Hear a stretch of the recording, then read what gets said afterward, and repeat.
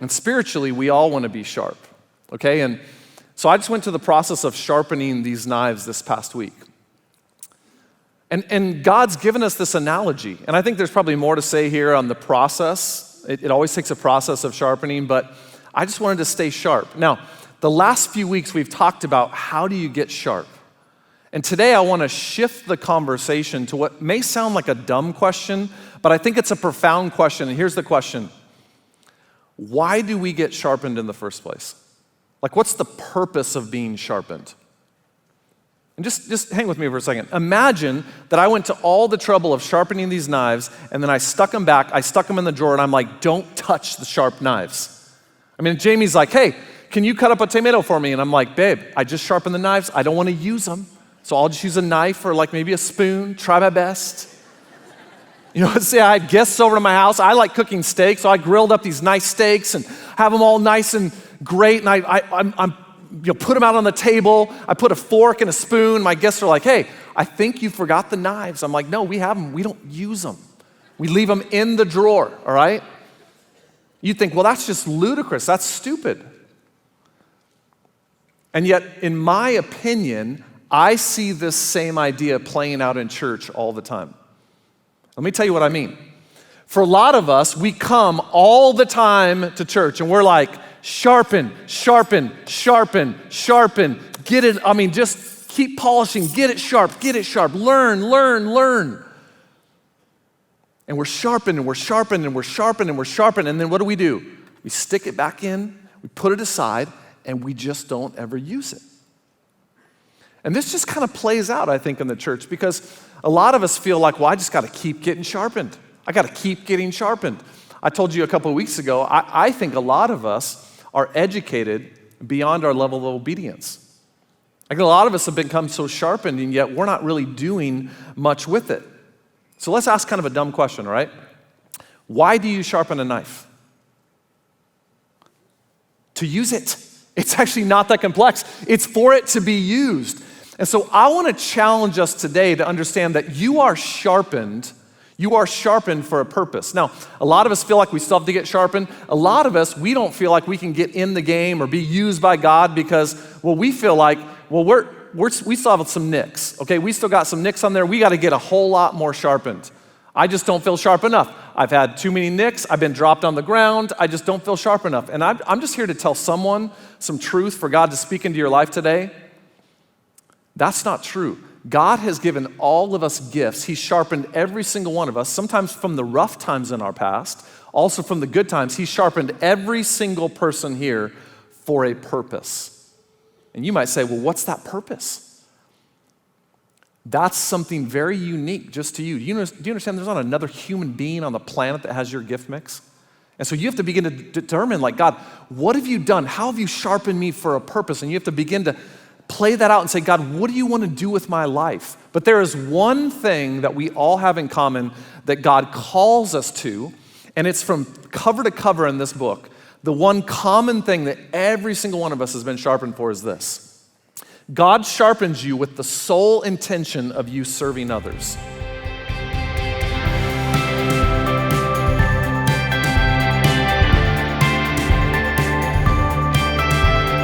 Here's what Jesus is saying. You know, all the leaders you see around you, all of them lord it over the people under them, and they want those people to serve them. And they give them all the honor and power and glory. And the disciples are going like, yeah, that's why we want it. That's what we want for us. Duh.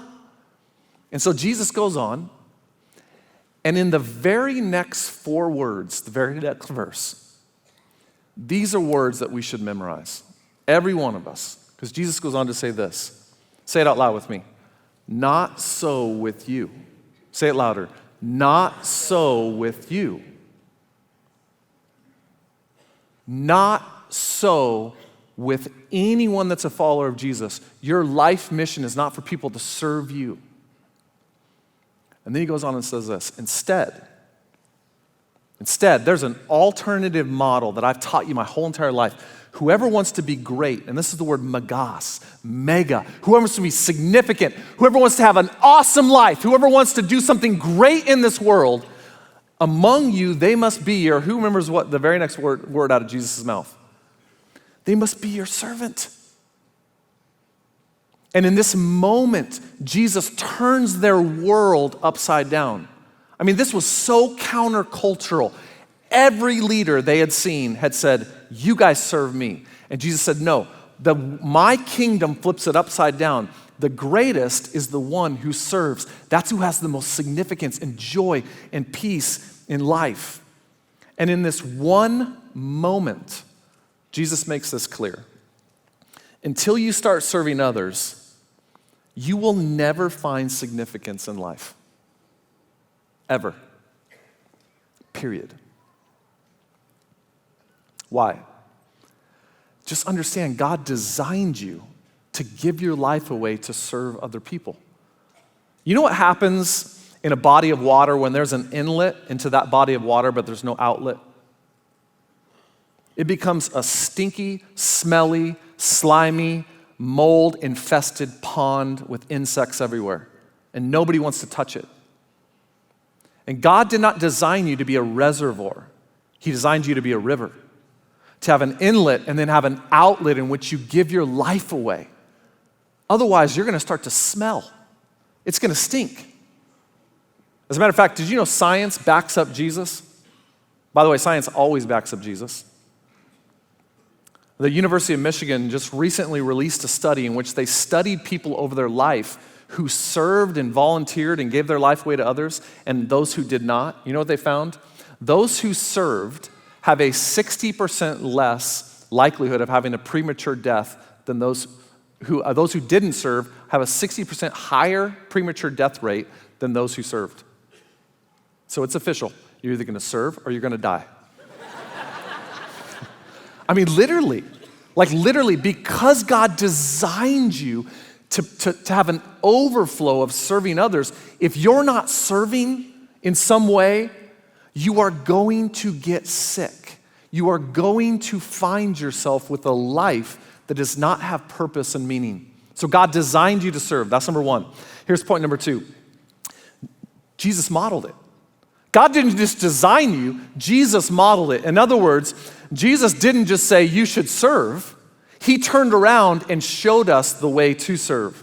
Right after Jesus told his disciples this, he went on to say this 2 verses later. In verse 45, he says, for even the Son of Man, that's a term referring to Jesus, even the Son of Man did not come to be served. Jesus goes, I didn't come for you guys to serve me. Have I been like, hey, serve me? He goes, the Son of Man came to serve and to give his life as a ransom for many.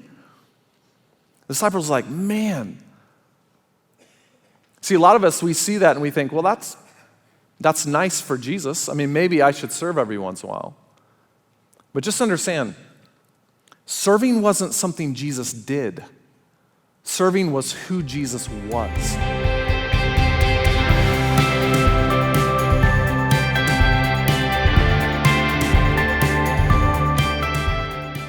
This past week, I was coming back from a conference I was at gathering with some of the largest church pastors in the nation, and I was flying back at about a 2.5-hour flight on Wednesday, and I'm sitting there, and I see this woman keep walking up and down the aisle with a trash bag, picking up, getting trash, and you're thinking, well, duh, that's a flight attendant. That's what they do, The problem is, I didn't think this was a flight attendant. She wasn't dressed in the flight attendant clothes. And I was so curious. I'm like, what is this woman doing? It was a 2.5-hour flight. The whole flight, she's walking up and down the aisle, picking up trash, asking people for their trash. And so finally, my curiosity got the best of me. I couldn't take it anymore, and I finally I stopped her and I said, hey, can I ask you something? Are you a flight attendant? And she said, no. I said, what is compelling you for the whole flight to walk up and down the aisle picking up trash? And here was her exact response. She said, I'm flying back from the funeral I just buried my best friend. And I've said to myself, I can either sit in my seat in pain or I can serve and have a purpose. And I thought to myself, here's someone who gets it. Like she's moving beyond some of the pain. And I just looked at her and I just affirmed her and I said, what you're doing is exactly what God wants to do through you. And man, just kind of teary-eyed, and it was just this moment. And I thought, someone needs to hear that. That sometimes to move beyond your pain, You've got to be able to fulfill a purpose with your life, and your purpose will never be found until you start serving. I want you to know that God's doing amazing things in our church. I mean, miraculous things. And you know what I think is I think a lot of people love seeing what God's doing. I think a lot of you, that's why you're here. You're watching God move. You see God move. We've baptized over 3,200 people from God's glory and grace this year alone. We're seeing countless lives change. I mean, guys, it's miraculous what we're seeing. And I hear from so many of you that one of the greatest encouragements I get is when you send me a note or a letter or an email and just say, man, God's transforming my life. God this church saved my marriage. I can't believe what it's doing for my kids. I'm seeing my kids grow. My kids got baptized this summer, transformed their lives. You know, some of you told me this church has changed my life. It saved my life. And those just fuel me. Those stories fuel me as a pastor. But for a lot of us, we love being associated with what God's doing here because we like being associated with success. But isn't it different to be associated with success versus contributing to it? This past week, I was talking to Travis Brown, who's on our staff. He's one of the great leader on our staff, oversees our campuses and campus pastors. And before he came on our staff years ago, Travis was an NFL quarterback for many years. And Travis told me this story. He said, what I used to do when I was in the NFL and even afterwards is I would tell people, I am a part of the best quarterback draft, group of quarterbacks that were drafted in NFL history. And he's right. Statistically, when he was drafted in the year 2000, more quarterbacks have come out that have accomplished more, Tom Brady and others that have accomplished more out of that draft class than any other draft class in NFL history. He said, I used to tell people all the time, I'm a part of the best NFL draft class in history. And he said, one day I was telling that story and it hit me. All those other quarterbacks in the draft were playing. Most of my career, I sat on the bench. I didn't contribute. And I think for some of us, someone needs to hear that story because it's one thing to associate with success. It's another thing to contribute towards it. And I want you to know something about our church, because some of you don't believe this. You just think things just happen. This church does not exist without the faithful men and women and kids and students and teens that serve every single weekend.